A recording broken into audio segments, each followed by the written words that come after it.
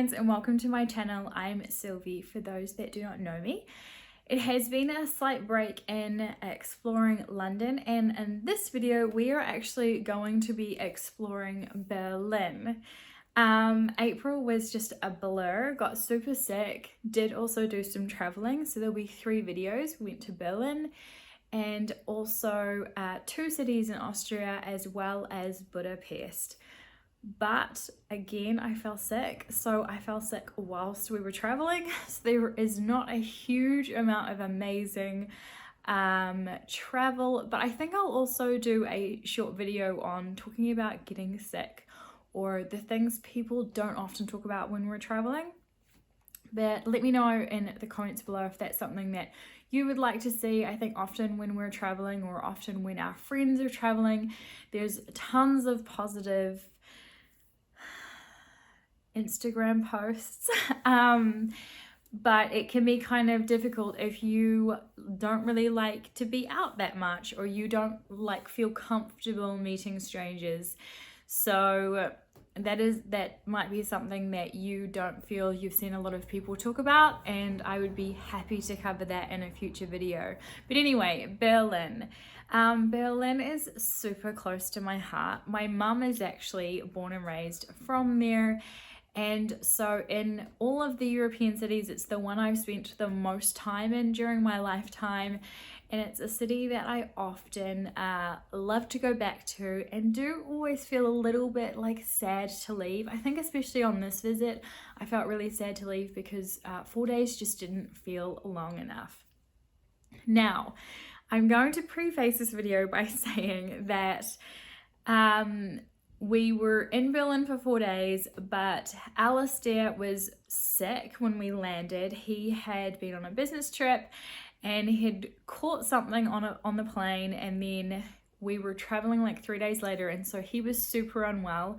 So we spent an entire day just doing nothing, because we actually were in Berlin last May, and there are a few super sunny clips in this video that are from May because we couldn't get out and explore as much as we like to.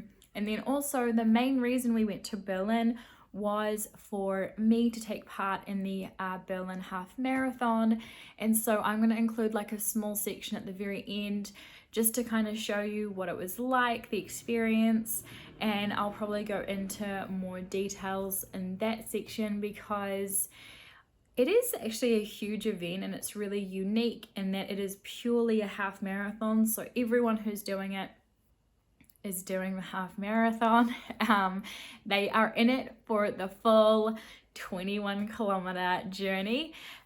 Berlin is just such an incredible city, and I think in the scale of European cities, most people have gone there because it's really cool and it's got an amazing dance nightlife scene, and it absolutely does. But I think it's more, for me personally, I think it's the history of Berlin, the history of the world wars that have left such an indelible mark on the city, and the way it kind of just weaves its way, that history is weaving its way into your experiences of it, especially if you're going just around the city, or you happen to be passing through some really historic sites like Checkpoint Charlie, for example, where you cross over what used to be the Berlin Wall. So let's get to it.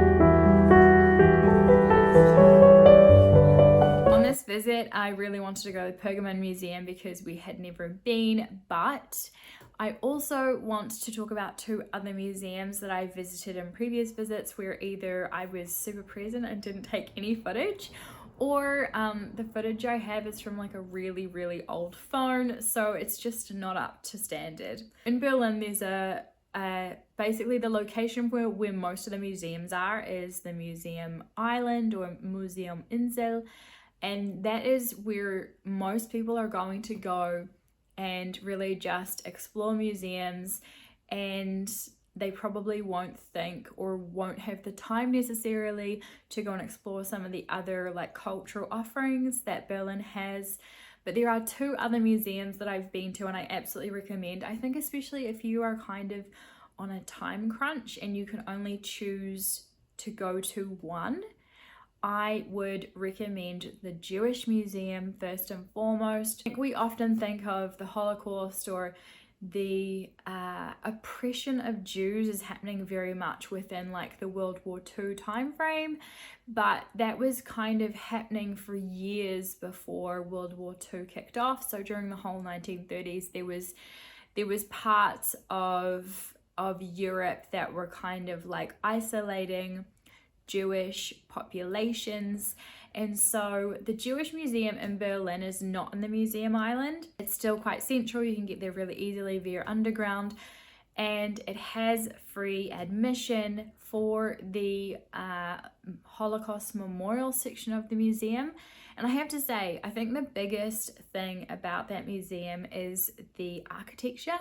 It's super brutalist. It's got like tons of concrete, really cold. It feels really cold, but also really isolating, and it kind of puts you into that mind frame of what it would have been like to be a Jew in the 1930s living in Europe. You just kind of stand there and take in what took place to these human beings, and it kind of is a great place to reflect. And then on the much lighter side of things, Berlin is a city known for spies. Apparently it's still like the city where they have the most spies on earth. It is a real place of that.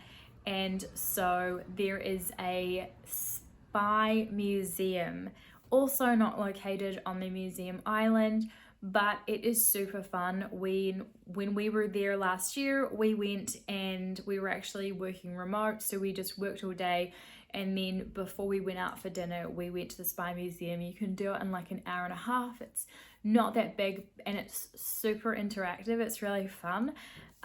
So definitely check that out if you have time to kill, you have enough time in Berlin, and or you need to be indoors because the weather's not great. So I definitely recommend the Jewish Museum and the Spy Museum if you have the time to do a bunch of museums and not just go to the Museum Island.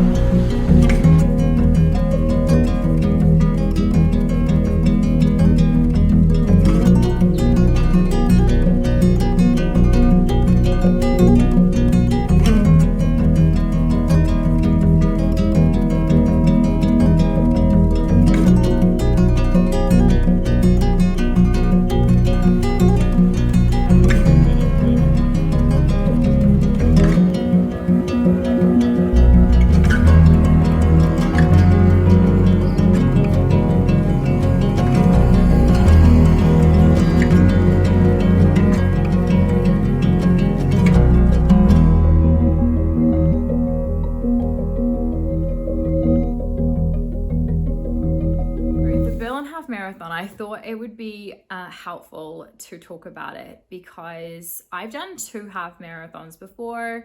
This was the first one I was going to give a go at running the entire event. The first one I just completely walked with a friend, and then the second one, Alistair and I ran it. So I ran like half of it, and had a really good pace actually, and walked the other half.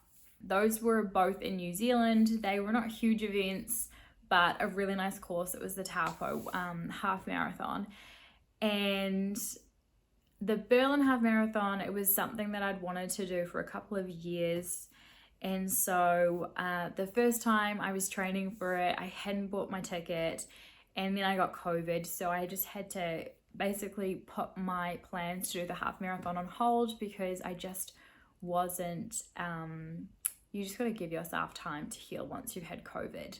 And then this year was the year, and I unfortunately did get injured in the month leading up on one of my training runs.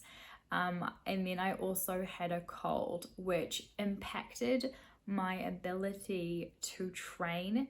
I went for a couple of training runs and I had to keep stopping because I felt like I couldn't get air.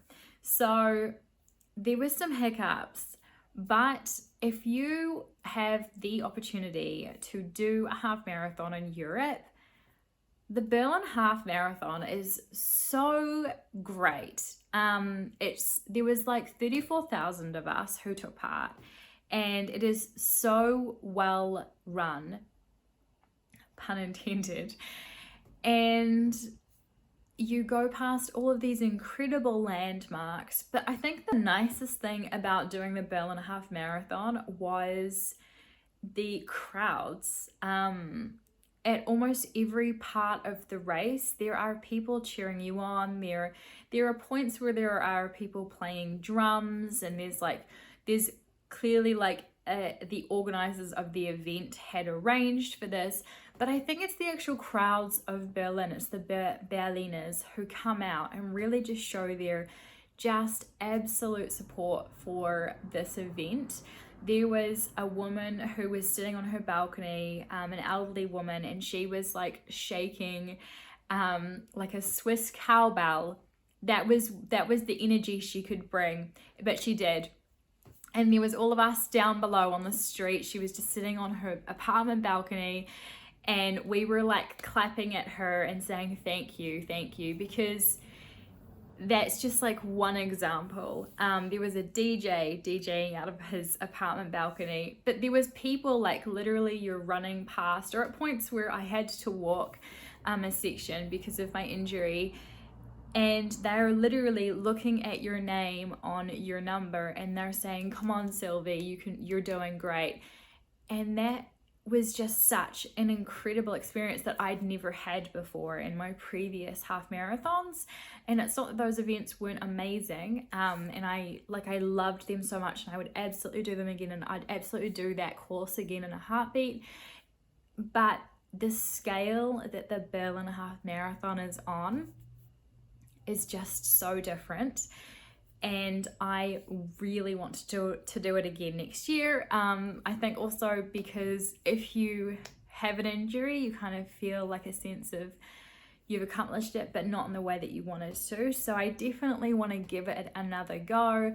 And if you're thinking about it and you have the ability to be in Berlin in April of any year and you can, I think you should just absolutely give the Berlin half marathon a go.